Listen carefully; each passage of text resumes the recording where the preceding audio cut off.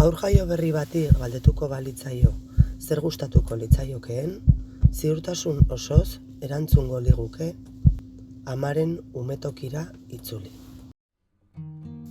Erditzea, erabateko babes eta sinbiosi egoeratik, bat-batean zailtasun izugarriei aurre egitearen egoerara pasatzea da.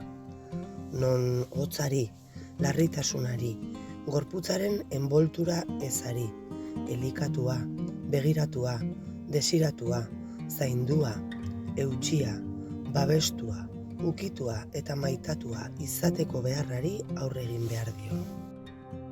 Umetoki barneko bizitzan ez bezala, kanpoan haurtxoak ez du sentitzen bizi premia horiek guztiak beteko diren bermerik dagoenik. Biziraupenaren bermearen ezak, beldurrak, larritasunak, antsietateak, krisiak, izuerasoak eta beresikismoa inbaditzen duten ez ziurtasun ikaragarriak pizten ditu. Gizakia izaki soziala dela diogu, bere biziraupenerako loturak ezarri behar dituelako. Lehenik pertsona batekin, bera zaintzeko dagoela sentiaraziko diona, eta larritasun horiek guztiak konpentsatuko dituena. Geroago, seguruago sentitzen denean eta pertsona horrengandik banandu daitekeenean, harreman berriei ekingo die.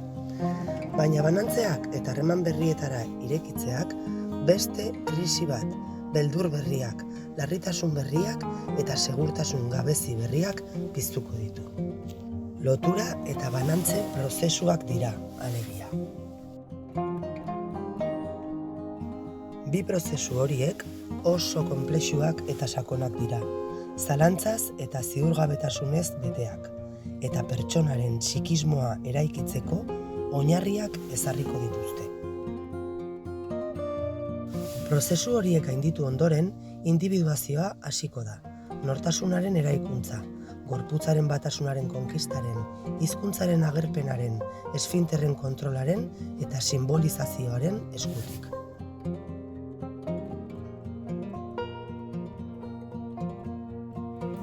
Lotura eta banantze prozesu horiek zaintzen ez direnean, beldurrak, larritasunak eta segurtasun ezak betikotu egiten dira.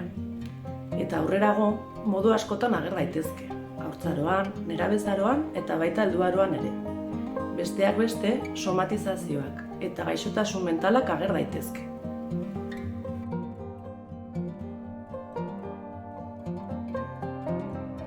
Gizarteak, sistemak berak, nolabait sustatzen du produktibitatea, ez? Orduan, sistema hau gainditzen ez dugun bitartean, eskolatze goiztiarra ezinbestekoa bihurtzen da, ez?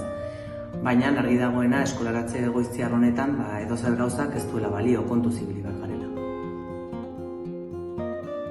Haurreskolak espazio txikia, malgua, atsegina, erritmo egokikoa eta etapa honetarako prestatua izatea du ezaugarri. 0-3ko profesionalek prozesu horiek guztiak ezagutzen dituzte. Badakite lotura hori zertan datzan eta nola ezartzen den. Badakite baita, banantzeak zer dakarren eta nola eusten zaion. Eta jakina, prozesu horiek nola eragiten duten umeen nortasunaren eraikuntzan.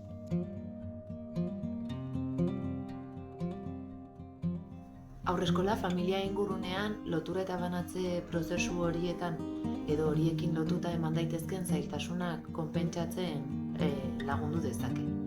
Horregatik haurreskola aldeko aproposak dira prozesu horietan bidelagun izateko, eta baita prebentziorako eta detekzio goiztiarrerako. Horregatik hain zuzen, etapa honetan arreta goiztiarrerako doakoa den 0-3 zerbitzu bat dago.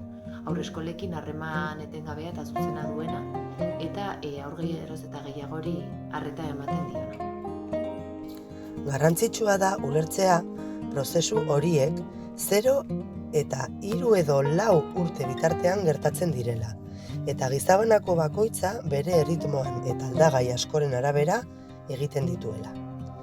Ez dago adin zehatzik prozesu bakoitzarentzat. Denboran nahasten dira.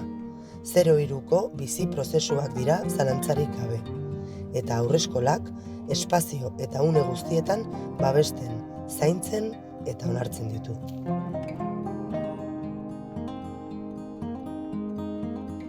Zoritxarrez 0-6 etapa duela urte asko hautsi egin zen, eta adin hauekin lan egiten dugunok ondo dakigu, ume asko pasatzen direla aurreskolatik, 0-3tik, bigarren ziklora, 3-6ra, erabat heldugabeak.